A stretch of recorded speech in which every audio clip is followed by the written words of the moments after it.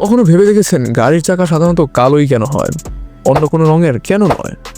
কেন আমাদের শরীরের চুল লম্বা হয় না যেখানে মাথার চুল ঠিকই লম্বা হচ্ছে? কখনো এই প্রশ্নটি জেগেছে ক্ষুধা লাগলে কেন পেটে শব্দ হয়, কিংবা প্লাস্টিকের চেয়ারগুলোতে গর্ত থাকার পেছনে রহস্যটাই বা কি? এই গর্তগুলো কেন থাকে?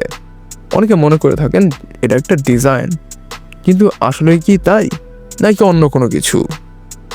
হ্যালো এভরিওয়ান, স্বাগতম সবাইকে আজকের এপিসোডে। আজকের ভিডিওতে এমন কিছু মজাদার ব্যাপার নিয়ে আলোচনা করব যা হয়তো আপনি কখনো জানার প্রয়োজনই মনে করেননি।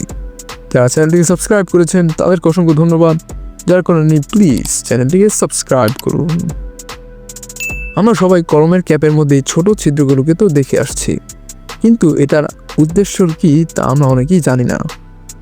বাচ্চাদের স্বভাব যে কোনো কিছুকে মুখে দেওয়া, হোক সেটা কোনো ব্যাটারি কিংবা কলমের ক্যাপ। কিন্তু কলম যেহেতু বাচ্চাদের লেখাপড়ার একটি অবিচ্ছিন্ন উপকরণ, তাই বাচ্চাদের নিরাপত্তার জন্যই কলমের ক্যাপে এই ছিদ্রটি দেওয়া থাকে, যাতে ক্যাপ গিলে ফেললেও এই ছিদ্র দিয়ে শ্বাস প্রশ্বাস নিতে পারে। এতে দম বন্ধ হয়ে মারা যাওয়ার ঝুঁকি কমে যায়। তাছাড়া ভিতরে যদি বাতাস চলাচলের ব্যবস্থা না রাখা হয় তাহলে ক্যাপ খুলতে বা লাগাতেও বেগ পেতে হতো। গাড়ির টায়ারের মূল উপাদান হচ্ছে রাবার, যেটা কিনা সাদা, কিন্তু তা সত্ত্বেও টায়ার সবসময় কালোই কেন হয়? টায়ারকে মজবুত, শক্তিশালী এবং টেকসই করতে রাবার সাথে একটি বিশেষ ধরনের রাসায়নিক পদার্থ ব্যবহার করা হয়, যা তাপ শোষণ করতে গুরুত্বপূর্ণ ভূমিকা পালন করে। এই রাসায়নিক পদার্থটি হচ্ছে কার্বন ব্ল্যাক। নাম শুনে বুঝতে পারছেন উপাদানটি আসলে কেমন। প্রত্যেকটি টায়ারের সাথে যুক্ত করতে হয়, ফলে টায়ারের রং অটোমেটিক্যালি কালো বর্ণের হয়ে যায়।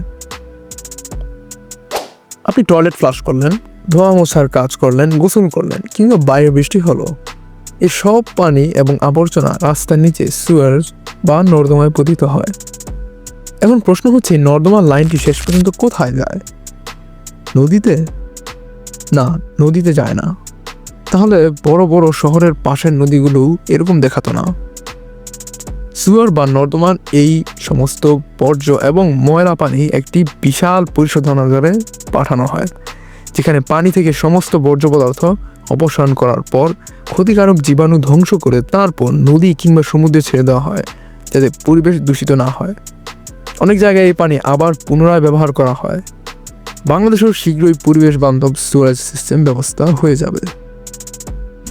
আমরা সবাই প্লাস্টিকের চেয়ারের গর্ত দিয়ে সৃষ্ট নানা রকমের ডিজাইন দেখতে পাই, কিন্তু এই গর্তগুলো শুধু চেয়ারটিকে আকর্ষণীয় না, বরং এর চেয়েও বড় এক লাভজনক উদ্দেশ্য সৃষ্টি করে, যা এক জিনিয়াস আইডিয়া। প্লাস্টিক চেয়ার যেহেতু সস্তা, তাই চেয়ারগুলোর মধ্যে গর্তের সৃষ্টি করে সেখানে কম প্লাস্টিক খরচ করা হয়, যেটা পণ্যের দাম কমানোর পাশাপাশি এটিকে হালকা এবং মজবুতও করে।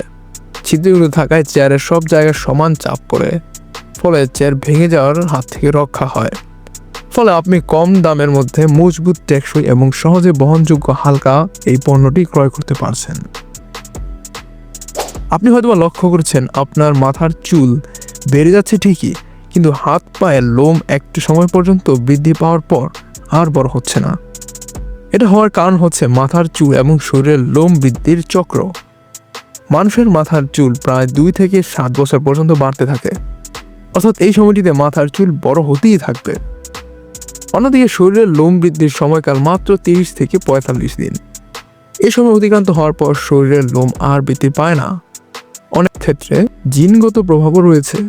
যাদের টেস্টোস্টেরন হরমোন বেশি, তাদের শরীরের লোম অন্যদের তুলনায় বেশি ঘন ও দ্রুত গজায়। ক্ষুধা লাগলে পেট থেকে এক ধরনের শব্দ বের হয়ে আসে, যা ক্ষুধাকে আরও বেশি বাড়িয়ে দেয়। এই প্রক্রিয়াটার নাম হচ্ছে বর্বরিকমি, যেটা পেটের ভিতর থাকা তরল ও গ্যাসের নড়াচড়ার কারণে হয়, ফলে গড়গড় জাতীয় এক ধরনের শব্দ বের হয়ে আসে। আমাদের শরীরে অন্ত্র থাকে, যা সংকোচন ও প্রসারণের মাধ্যমে খাদ্য হজম ও সরানোর কাজ করে। খাদ্য না থাকা অবস্থায়ও শরীরের চাহিদা পূরণে এই প্রক্রিয়াটি শুধুই চলতে থাকে, ফলে এই শব্দগুলো হয় এবং মস্তিষ্ককে খাদ্য গ্রহণের জন্য সংকেত দেয়। আমরা সবাই জানি যে বিভিন্ন গাড়ির ডিজেল, গ্যাসোলিনের জন্য একটি বিশেষ কন্টেইনার থাকে, যেটা আমরা অনেকেই লক্ষ্য করেছি। কিন্তু আপনি কি জানেন উড়োজাহাজের ফিউয়েল ট্যাঙ্কটির অবস্থান কোথায়? এটি কি প্লেনের পিছনে, নাকি সামনে, নাকি মাথায়? যারা ব্যাপারটি জানেন না তাদের কাছে একটু অদ্ভুত লাগলেও প্লেনের ফিউয়েলের বা তেলের ট্যাঙ্ক হচ্ছে এর ডানার মধ্যে। প্লেনের ডানার মধ্যেই এর জ্বালানি সংরক্ষণ করা হয়। সাধারণত কেরোসিন, গ্যাসোলিন এইসব ফুয়েল হিসেবে ব্যবহার করা হয়ে থাকে। ভিডিওটি এই পর্যন্ত দেখে থাকলে আশা করি আপনার ভালো লাগছে। ভালো লাগলে লাইক এবং শেয়ার করতে ভুলবেন না। আর আমাদের চ্যানেলের সকলকে জানাই অসংখ্য ধন্যবাদ, কারণ আপনাদের সমর্থনের কারণে মাত্র 1.5 মাসের মধ্যে আমরা এই পর্যায়ে পৌঁছাতে সক্ষম হয়েছি। আর নতুনদের কাছে একটাই অনুরোধ, চ্যানেলটিকে সাবস্ক্রাইব করুন। শেষ করার পূর্বে আপনার সাথে একটি মজাদার ফ্যাক্ট শেয়ার করছি। আপনি কি জানেন এ পর্যন্ত মোট কতজন মানুষ এই পৃথিবীতে বসবাস করে গেছে? বর্তমান পৃথিবীর জনসংখ্যা 8 বিলিয়নের মতো। ধারণা করা হয় পৃথিবীতে মানুষের আবির্ভাবের পর থেকে এ পর্যন্ত প্রায় 90 থেকে 110 বিলিয়ন মানুষ এই গ্রহে বসবাস করে গেছেন। অর্থাৎ এখানে প্রায় 102 বিলিয়ন মৃত মানুষ রয়েছে। তো আজ এ পর্যন্তই। ভিডিও ভালো লাগলে লাইক, শেয়ার এবং চ্যানেল নতুন হয়ে থাকলে সাবস্ক্রাইব করুন। দেখা হচ্ছে পরবর্তী ভিডিওতে। ধন্যবাদ।